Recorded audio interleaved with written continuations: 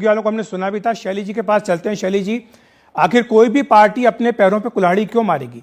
क्यों बीजेपी झुग्गी तोड़ेगी जब वो जानती है कि उनके वोट जो है वो काफ़ी महत्वपूर्ण है?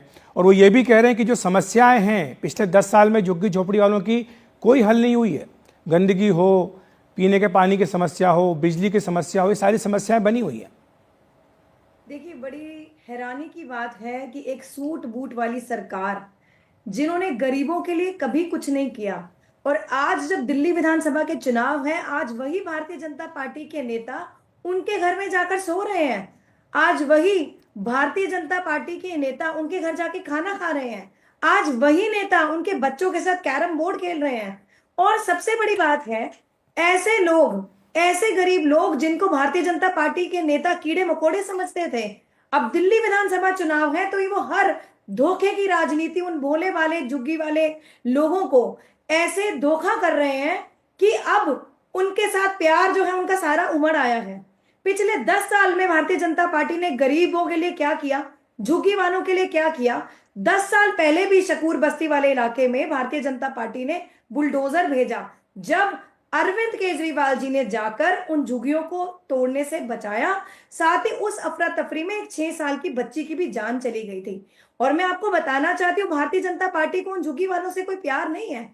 भारतीय जनता पार्टी को उन झुग्गी वालों के वोट से प्यार है। भारतीय जनता पार्टी के नेताओं को, उनकी लीडरशिप को, उनकी जमीन से प्यार है। और क्या आप बोल रहे हैं, जहां झुग्गी वहां मकान, जहां झुग्गी वहां उनके दोस्तों का मकान। और ये झूठ की सरकार, साजिश की सरकार जो ये भारतीय जनता पार्टी वाले गरीब विरोधी सरकार चला रहे हैं, उन दोस्तों के लिए सारा प्यार उमड़ आया है। और मैं आपको बताना चाहती हूँ, 8 फरवरी निकलने दीजिए और उनका जो अगले 5 साल का जो इरादा है वो उन सभी झुग्गियों को तोड़ने का इरादा है। और पिछले 10 सालों में भी हजारों झुग्गियां भारतीय जनता पार्टी तोड़ चुकी है। बेशक वो तुगलकाबाद हो, महरौली हो, नानकपुरा हो, संगम विहार हो, नजफगढ़ हो। और बात शाजिया जी बात करती है कि आम आदमी पार्टी ने गरीबों के लिए कुछ नहीं किया। आम आदमी पार्टी तो है ही गरीबों की पार्टी। आम आदमी पार्टी ने फ्री बिजली, फ्री पानी, उनके बच्चों के लिए अच्छे स्कूल व्यवस्था करी, अस्पतालों के लिए अच्छे उनको मेडिकल फैसिलिटीज दी, मोहल्ला क्लिनिक खोले, हर वो सुविधा, हर वो वेलफेयर स्कीम गरीबों के लिए आम आदमी पार्टी लेकर आई। और सबसे बड़े जो सबूत है वो है 27 दिसंबर 2024 का, जहां एलजी साहब ने, जो है भारतीय जनता पार्टी के एलजी साहब ने, जो जमीन का लैंड यूज चेंज कर दिया। और मिनट्स में आइटम नंबर 21 में आप देख सकते हैं, सबूत है बहुत बड़ा। और 30 सितंबर 2024 को भी एक टेंडर रेलवे को दे दिया गया। उन भोले वाले गरीबों को, बेचारों को पता नहीं है कि भारतीय जनता पार्टी उनके नाक के नीचे, पीठ के पीछे कौन सी साजिश कर रही है। ठीक है शैली जी, शैली जी हमारे साथ अमिता और शाहजा जी, माफी चाहूंगा, मेरे पास समय की कमी है, मुझे शैली जी का जवाब इस पे लेना होगा। शैली जी, आपका संक्षेप में जवाब, और आपके क्या वादे रहेंगे झुग्गियों में रहने वाले लोगों से, संक्षेप। सबसे पहले तो ये मिनट्स की कॉपी है जो एलजी साहब ने जो 24 दिसंबर को जो मीटिंग करी जिसमें ये लैंड यूज कन्वर्ट हुआ। साथ ही वादा तो ये है, देखिए डीडीए किसके पास है, भारतीय जनता पार्टी के पास। एलजी किसके हैं, भारतीय जनता पार्टी के।